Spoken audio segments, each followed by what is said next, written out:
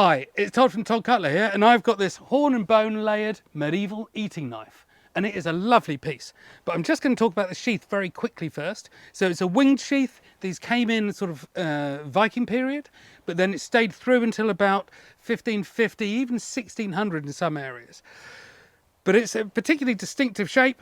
Don't see it that much, but it was quite common back at the time. And then we have the knife itself. Now this is a really interesting piece.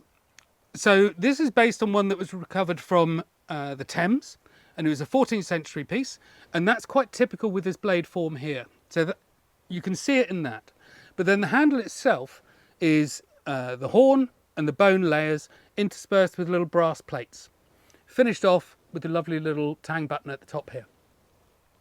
Now what is interesting about this and drew me to it is actually, yes, the brass is relatively expensive material, but there's not that much of it in it.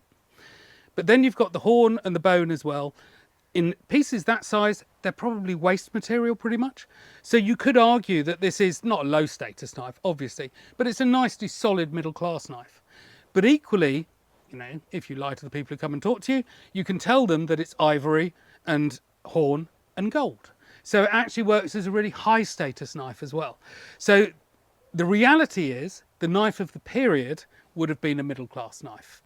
But in the modern world of reenactment, where you haven't got the money to spend £15,000 on an eating knife, this one would cut it if you're super high gentry as well.